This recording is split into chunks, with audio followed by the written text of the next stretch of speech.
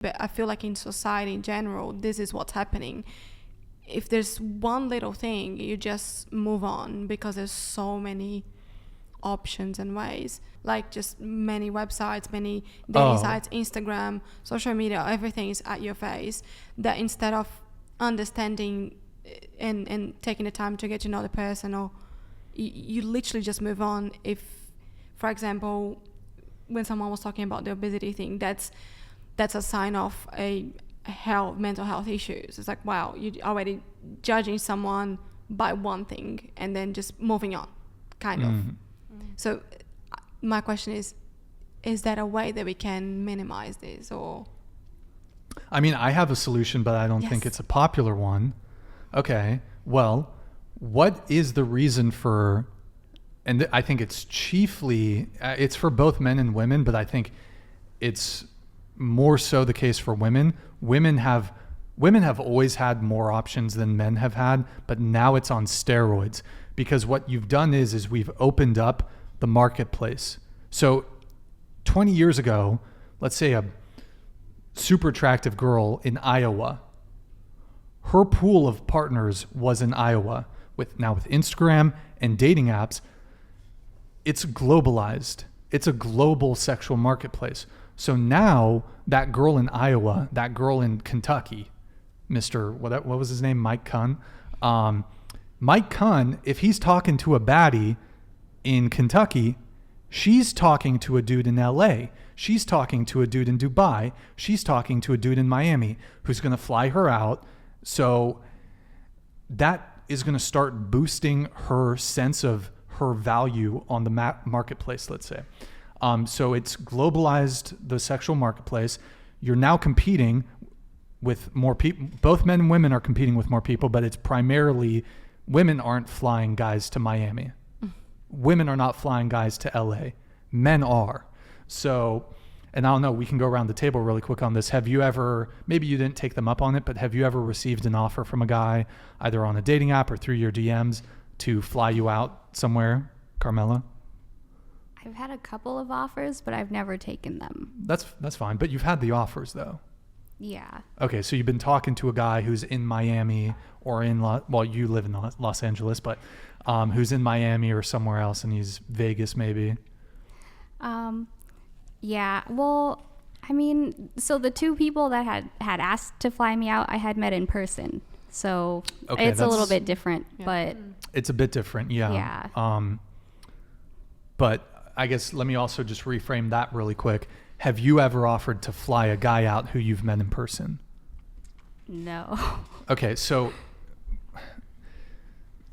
that's a difference between men and women there in terms of men's willingness to spend resources to get women. But okay, so you've never like matched with a guy on a dating app, or a guy slid into your DMs and he's like, hey, let me fly you to Miami? No. Okay. But going back to what you were saying, like I just feel like people like are so easy to ghost because you don't owe them anything, because you don't know them. But it goes both ways, because sometimes if I feel like a conversation is dying out, I won't say something, or like depending on my state of mind, or if I'm like really sad, I will not even text people, like my friends. Like sometimes you just need to take a moment to just step away from everything, but also you don't owe those people on the dating apps anything, especially if you've never met. So I want to say it's really difficult to tell people to keep talking.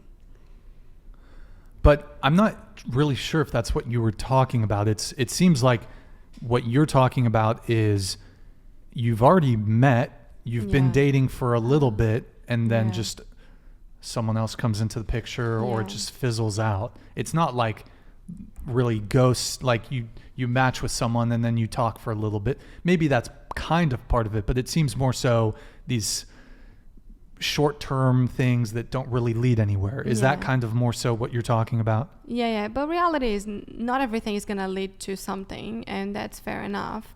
But ghosting people after you match with them, it happens, and it's okay. Because, I mean, I don't think it's okay, but it's still like it happens, and it's less damaging, I would say. But after you met them and you created a connection, you put the effort, and then something happens in between, it's just like, and it's not fair. And I've done it, and it happened to me as well, like both ways. But it's not something that someone they thought, oh, I'm just gonna do it. It's because they've got so many, like, there's so many offerings like that, and for both, for men and women. So I feel like we're all dyslexic this time by now with dating.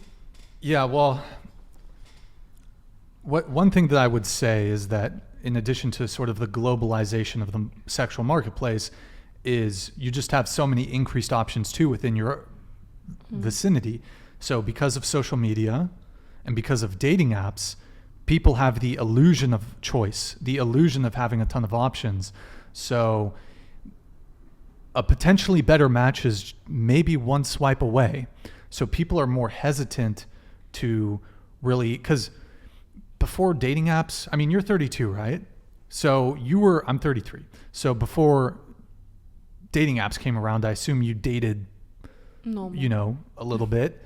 And do you remember that if you did meet someone, say back when you were 18 or 19, before dating apps really came around, was there a greater likelihood that when you did meet someone that it would proceed to something?